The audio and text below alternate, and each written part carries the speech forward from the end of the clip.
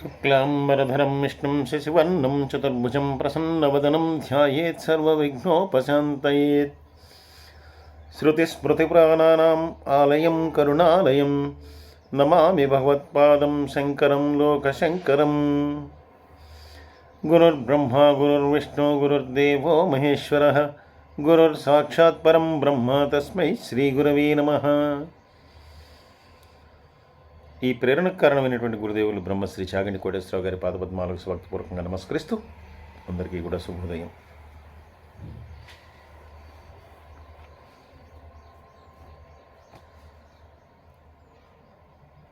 జగద్గురువులు జన్మించడానికి, లోకంలో అవతరించడానికి ఒక విశేషమైనటువంటి కారణం ఉంది. ఎందుకంటే కర్మభూమి అయినటువంటి మన భారతావనంలో వేదములు, స్మృతులు ఇవన్నీ కూడా పరమోత్కృష్టమైనవిగా, వాటిలో చెప్పబడినటువంటివన్నీ కూడా మన ధర్మాలుగా ఆచరించేటటువంటి సత్సాంప్రదాయం ఉన్నటువంటి మన దేశంలో కొన్ని వైపరీత్యాలు, వేద విరుద్ధమైనటువంటి కర్మలు, వేదము నిందింపబడటం, అలాగే ఇతర మతముల యొక్క ప్రభావం హిందూ మతం మీద పడటము, దానివలన పరిస్థితులు ఇబ్బందికరంగా తయారవటంతో సాక్షాత్తు పరమేశ్వరుడే భూమి మీద ఆ శంకరులుగా నడయాడారని అనేక మంది దేవతలు ఆయన యొక్క శిష్యుల యొక్క రూపాన్ని ధరించి వారు కూడా ఈ భూమి మీద నడియాడారని మనకి తెలుస్తుంది. అలాగే శంకరాచార్యుల వారి యొక్క జననము ఆయనచే స్థాపించబడినటువంటి పీఠములలో కొంచెం వాటిలో భిన్నత్వం ఉన్న శృంగేరి పీఠం వారు క్రీస్తుపూర్వం 36వ సంవత్సరంలో ప్రాంతాల్లో జీవించి ఉంటారని, కాంచీ మఠం వారు క్రీస్తుపూర్వం 508 ప్రాంతాల్లో జీవించి ఉంటారని, పూరి జగన్నాథ మఠం వారు క్రీస్తుపూర్వం 516వ సంవత్సరం ప్రాంతాల్లో జన్మించి ఉంటారని, ద్వారకా మఠం వారు క్రీస్తుపూర్వం 541 ప్రాంతాల్లో జీవించి ఉంటారని చెప్పినా, ఏది ఏమైనా 2000 సంవత్సరములకు పూర్వమే ఆయన జీవించి ఉన్నారు అనేటటువంటిది నిర్వివాదాంశంగా అందరి చేత ప్రామాణికంగా అంగీకరింపబడినటువంటి విషయం. అలాగే అనేక మంది ఆయన యొక్క శిష్యులుగా సురేశ్వరాచార్య, పద్మపాదాచార్య, హస్తమలకాచార్య, తోటకాచార్య అనేటటువంటి పేర్లతోటి అనేక మంది దేవతలు అవతారాలను ధరించి వారి యొక్క శిష్యులుగా ఆయనతో కలిసి జీవించారు. ఇలా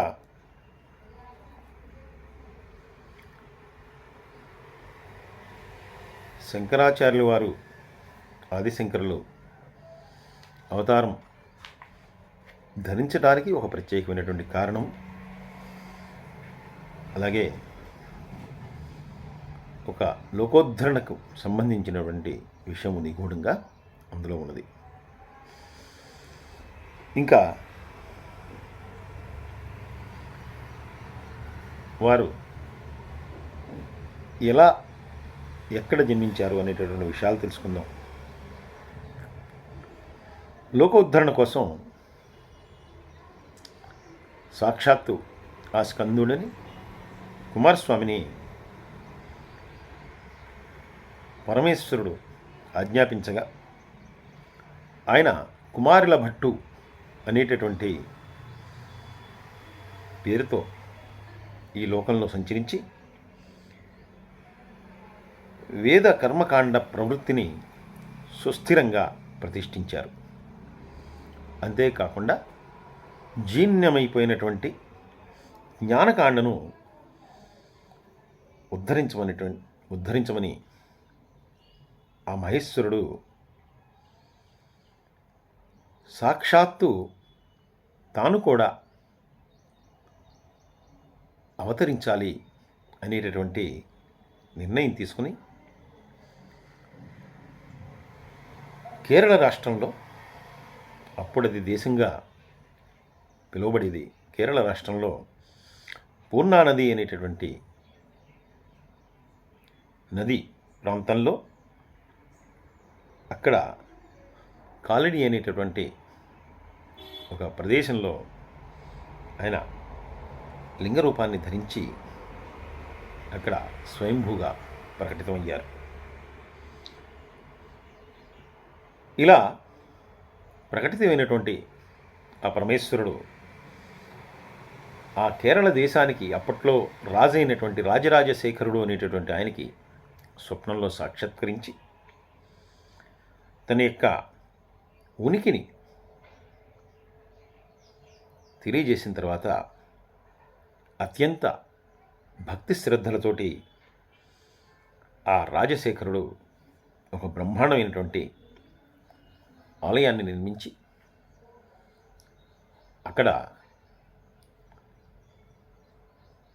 పూజాది కార్యక్రమాలు నిర్వహించడానికి ఆజ్ఞలనిచ్చి ఏర్పాట్లన్నీ కూడా చేశారు. ఆ ఆలయాన్ని ఈనాటికి మనం దర్శించవచ్చు. ఇంకా ఆ ఆలయానికి సమీపంలోనే కాలడి అనేటటువంటి గ్రామంలో ఉన్నటువంటి బ్రాహ్మణ అగ్రహారంలో ఏదైనా ఒక కుటుంబంలో జన్మించాలి అని ఆ పరమేశ్వరుని యొక్క సంకల్పం. అక్కడ విద్యాధిరాజు అనేటటువంటి ఒక బ్రాహ్మణోత్తముడు ఉండేవాడు. ఆ బ్రాహ్మణోత్తముడు సర్వ శాస్త్రముల యందు ఆత్మతత్వములోను ఇంద్రియ నిగ్రహంలోను అంటినే ఎందు కూడా చాలా పరిపూర్ణత పొందినటువంటి వాడు. గొప్ప పండితుడుగా, పాండిత్య ప్రకర్ష కలిగినటువంటి వాడిగా అందరి చేత గుర్తింపబడి అందరి యొక్క మన్ననలు పొందినటువంటి వాడు. అటువంటి మహాపండితుడైనటువంటి ఈ విద్యాధిరాజుకి పూర్వజన్మ సుకృతం వలన ఒక బ్రహ్మ తేజస్సుతో ఒక కుమారుడు ఆయనకి కలిగాడు. ఈయన ఎంతో గొప్ప పాండిత్య ప్రకర్ష కలిగినటువంటి వాడు, అలాగే ఈ పిల్లవాడు కూడా అంత జ్ఞానవంతుడు, అంత గొప్పవాడుగా పెరిగే కొద్దీ, అంటే వయసు పెరుగుతున్న కొద్దీ అతనిలో ఉన్నటువంటి జ్ఞానము ఒక కమలము సూర్యరశ్మికి ఎలా అయితే వికసిస్తుందో అలా ఆయనలో ఉన్నటువంటి జ్ఞానం అనేటటువంటిది అలా వికసిస్తూ ఉంది. అయితే పెరటి చెట్టు వైద్యమునకు పనికిరాదు అన్నట్లే ఈ పిల్లవాడికి వేరే చోట విద్యాభ్యాసం బాగుంటుంది అని చెప్పి ఈయన నిర్ణయించుకొని ఈయన చేయాల్సినటువంటి సంస్కారములన్నీ చేసిన తర్వాత విద్యాభ్యాసం కోసం ఆయన్ని గురుకుల వాసానికి పంపించారు. ఇలా బ్రహ్మజ్ఞానం కలిగి జ్ఞానము వికసిస్తున్నటువంటి ఈ కుమారుడికి శివగురు అనేటటువంటి నామకరణం చేశారు. చూడండి ఎంతటి సంకల్పము అనేటటువంటిది ఎలా ఉంటుంది. మనం ఏదైనా ఒక చోటకి ప్రయాణం అవ్వాలనుకుంటే అనేకమైనటువంటి ఏర్పాట్లు చేసుకుంటాం. వెళ్ళవలసినటువంటి ప్రదేశానికి కావాల్సినటువంటి సాధనం, యాత్రా సాధనం, బస్సులో వెళ్ళాలా, కారులో వెళ్ళాలా, విమానంలో వెళ్ళాలా, ఎలా వెళ్ళాలి అనేటటువంటిది చేసుకుంటాం. కావాల్సినటువంటి వస్త్రములు అనేటువంటివి కూడా సర్దుకుంటాం. కావాల్సినటువంటి వస్తువులను తీసుకుంటాం. ఇలా అనేకమైనటువంటి ఏర్పాట్లను చేసుకుని వెళ్తాం. మరి భగవంతుడు ఈ భూమి మీద అవతరించాలి అని నిర్ణయం తీసుకున్నప్పుడు ఆయన ఎన్ని జాగ్రత్తలు తీసుకోవాలి. ఇప్పుడు ఒక కుటుంబంలో జన్మించాలి. ఆ కుటుంబంలో జన్మించేటప్పుడు సాక్షాత్తు పరమేశ్వరుడే కుటుంబంలో జన్మిస్తున్నాడు. అందువల్ల పరమేశ్వరుని యొక్క సంకల్పంతో ఆ విద్యాధిరాజు తన కుమారుడికి శివగురువు. ఎందుకంటే ఏ గురువు దగ్గర విద్యాభ్యాసం చేసినా, ఏ గురువు దగ్గర విద్యలు నేర్చుకున్నా ఎవరికైనా సరే మొట్టమొదటి గురువు తండ్రే. అందుకే మాతృదేవోభవ, జన్మనిచ్చినటువంటి తల్లికి మొట్టమొదటి నమస్కారం పితృదేవోభవ, ఆ తర్వాతే ఆచార్య దేవోభవ. బ్రహ్మమంత్రాన్ని ఉపదేశించేటటువంటిది తండ్రే. పరమ గురువు తండ్రే, మహాగురువు తండ్రే, ఉత్కృష్టమైనటువంటి గురువు తండ్రే. అందువల్ల అటువంటి పరమేశ్వరుడు జన్మించబోతున్నాడు ఆ వంశంలో. అందుకే ఆ కుమారుడికి శివగురు అనేటటువంటి నామకరణం చేశారు. ఈ శివగురు పేరుకు తగినటువంటి వాడు అంటే పరమేశ్వరుడే. అంటే పరమేశ్వరుని యొక్క గురువు ఇంకా ఏ స్థాయిలో ఉండాలి. ఈయన ఆ గురుకులంలో ఉంటూ గురువుగారికి శుశ్రూషలు చేస్తూ అక్కడ జ్ఞాన సముపార్జన చేసుకుంటూ ఇప్పటికే వికసనమైనటువంటి జ్ఞానమును కలిగినటువంటి వాడు.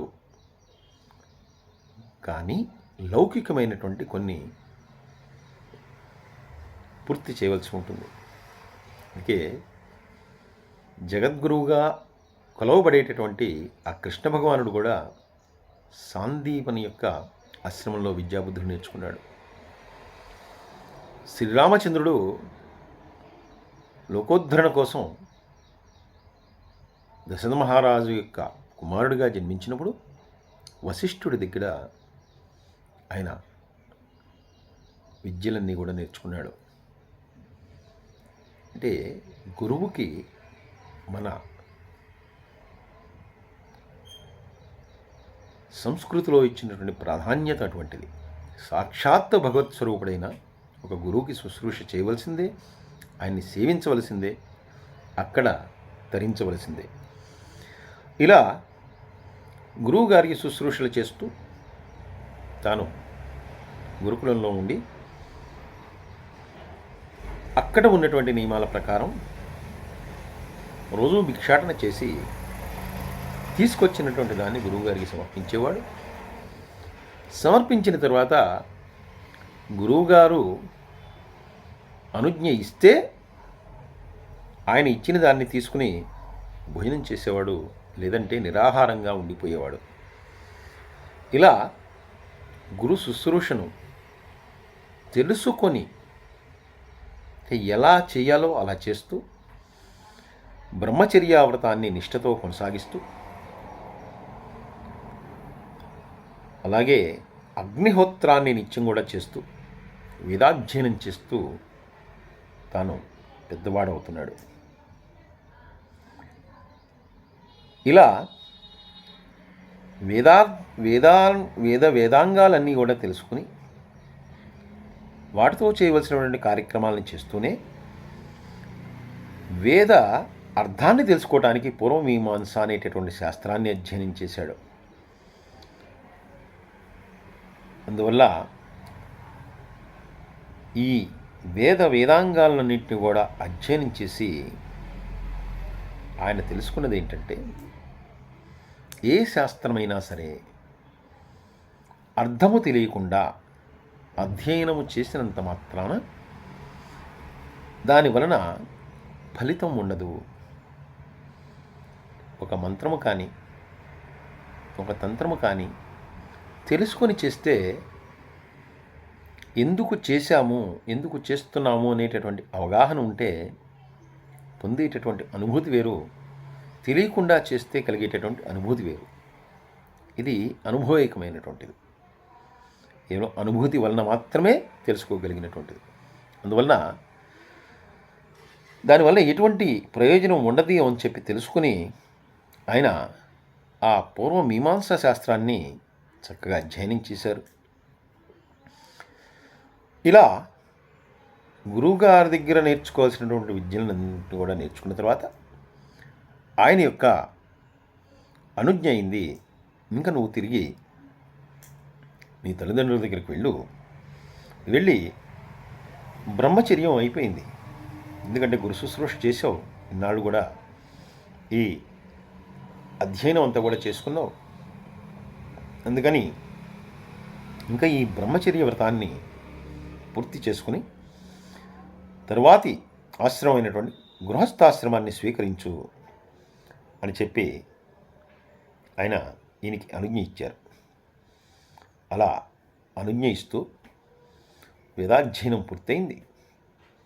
వేదార్థాలు తెలుసుకోవటానికి మూలమైనటువంటి పూర్వమీమాంస శాస్త్రాన్ని కూడా పూర్తిగా చదివావు.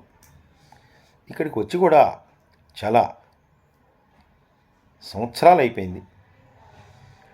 అందువల్ల ఎందుకంటే గురుకుల వాసం 12 సంవత్సరాలు అని చెప్పి మన యొక్క శాస్త్రముల్లో చెప్పబడింది. అందువల్ల ఆ శాస్త్రాధ్యయనాన్ని నియమాలతో పూర్తి చేసావు కాబట్టి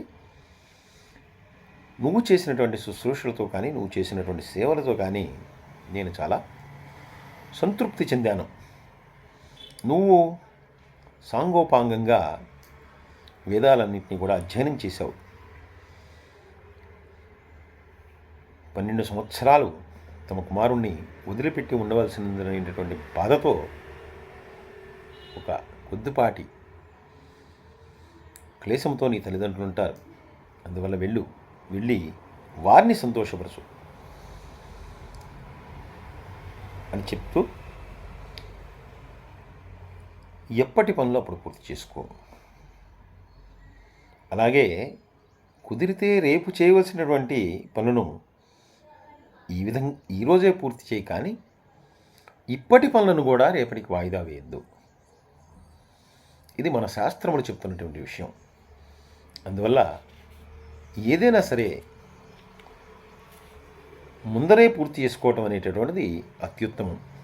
అందువల్ల దానిలో అలసత్వము లేకుండా అన్నింటినీ కూడా అలా పూర్తి చేసుకొని మీ తల్లిదండ్రులకు మంచి పేరు తీసుకురా. ఎందుకంటే ఏదైనా కూడా సకాలంలో చేస్తేనే దాని యొక్క ఫలితం ఉంటుంది. విత్తనములు నాటడం అనేటటువంటిది జూన్లోనో జూలైలోనో తొలకరి వర్షములు పడిన తర్వాత చేస్తే ఉపయోగం ఉంటుంది. అదే ఏప్రిల్లోనో మేలోనో చేస్తే కనుక ఆ విత్తనాలు మొలకెత్తాం. అందువల్ల నువ్వు కూడా నేర్చుకోవాల్సినటువంటివి నేర్చుకున్నావు. ఇక వెళ్ళి నీ తల్లిదండ్రులని సంతృప్తిపరుస్తూ వివాహం చేసుకుంటే కనుక నీకు సత్సంతానం కలుగుతుంది. ఎందుకంటే ఇప్పుడు నువ్వు యవ్వనంలో ఉన్నావు. యవ్వనం రాకముందు వివాహం చేసుకున్న ఇబ్బందే, యవ్వనం అయిపోయిన తర్వాత వివాహం చేసుకున్న ఇబ్బందే. అందువల్ల నువ్వు ఆ రకంగా గృహస్థాశ్రమాన్ని స్వీకరించు. ఎందుకంటే తల్లిదండ్రులు ఎప్పుడూ కూడా శిశువు జన్మించగానే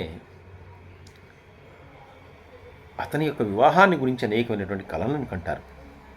అందుకని వారి యొక్క కలలను పండించు. నీ పితృదేవతలు ఉద్ధరింపబడాలన్నా, వారికి ఉత్తమ గతులు కలగాలన్నా,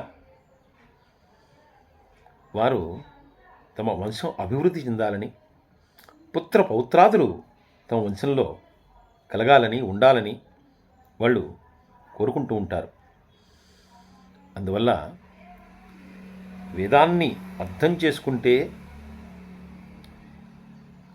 చేసుకోవాలంటే ఎలా అయితే మీమాంసా శాస్త్రాన్ని చదవాలో, ఆ వేదాల్లో ఉన్నటువంటి ధర్మతత్వము, విజ్ఞాన విధానాలతో ఉన్నటువంటి మీమాంసా శాస్త్రాల అధ్యయనం ద్వారా అనేకమైనటువంటి ఫలాల్ని మనం పొందవచ్చు. అందువల్ల అనేకమైనటువంటి యజ్ఞ యాగాదులను నిర్వహించాలంటే ఈ వేదాలన్నింటినీ కూడా అధ్యయనం చేయాలి. అలాగే వేద విహితమైనటువంటి ధర్మాలను ఆచరించాలంటే వివాహం చేసుకోవాలి. ఎందుకంటే గృహమేధి అవటానికి అర్హత ఏది అంటే ధర్మపత్ని సమేతుడైతేనే అర్హత. ఒక వ్రతం చేయాలన్నా, ఒక యజ్ఞం చేయాలన్నా తప్పనిసరిగా ధర్మపత్ని పక్కన ఉండాలి. అందువల్ల వివాహం అనేటటువంటిది కేవలం శారీరక సుఖం కోసమో, సంతానం కోసమో, వీటి కోసం కాదు. కేవలం దాని యొక్క లక్ష్యం ఏంటి అంటే మన వేదముల్లో చెప్పినటువంటిది, మన ధర్మంలో చెప్పబట్టిన దాని యొక్క అర్థం ఏంటంటే ధర్మానుష్ఠానమే. వివాహం యొక్క పరమ లక్ష్యం ఏదైతే ఉందో అది ధర్మానుష్ఠానమే. ఎందుకంటే అప్పటి నుండి ఒక అర్హతను పొందుతాడు ఏది చేయటానికైనా. అంతేకాని కేవలం పితృదేవతలను సంతృప్తిపరచడానికి, లేదు సంతానాన్ని పెంచుకోవటానికి, వంశాన్ని అభివృద్ధి చేసుకోవటానికి కాదు. మూలమైనటువంటి కారణం ఏదైతే ఉందంటే అది ధర్మానుష్ఠమే. ఎందుకంటే జీవిగా ఈ లోకంలోకి వచ్చిన తర్వాత ఆ ధర్మాన్ని అనుష్ఠించాలి, దానివల్ల ఉద్ధరింపబడాలి, ఉత్తమ జన్మలను పొందాలి, లేదా అత్యుత్తమైనటువంటి ముక్తిని పొందాలి. అందువల్ల నువ్వు ఈ రకంగా వెళ్ళి ఆ గృహస్థాశ్రమాన్ని స్వీకరించు. ఇన్నాళ్ళు వేద విద్యలన్నీ అభ్యసించాను, నాకు విద్యతో పాటే కొంచెం వైరాగ్యం కూడా వచ్చింది అని అంటావేమో. మొట్టమొదటి గృహస్థాశ్రమాన్ని స్వీకరించవలసి ఉన్నది అని చెప్పిన తర్వాత ఆ శివగురువు నాడు వేదాలలో కానీ శృతులలో కానీ కేవలం వేదాధ్యయనం చేసినటువంటి వాడు గృహస్థాశ్రమాన్ని స్వీకరించాలి అని మాత్రమే చెప్పబడలేదు కదా. వైరాగ్యంతో మరొక ఆశ్రమాన్ని, ఇంకా తురీయ ఆశ్రమాన్ని కూడా స్వీకరించవచ్చు కదా. కేవలం గృహస్థాశ్రమే స్వీకరించడం వల్ల ఉద్ధరింపబడతాడు అని మాత్రమే చెప్పబడలేదు కదా. ఆత్మ విముక్తిని కోరుకునేటటువంటి వివేకం కలిగినటువంటి వాడు, వైరాగ్య ధురంధురుడైనటువంటి మోక్షాన్ని కోరుకునేటువంటి వాడు, వీళ్ళు తప్పనిసరిగా స్వీకరించేటటువంటిది సన్యాసాశ్రమాన్ని, అంటే తురీయాశ్రమాన్ని.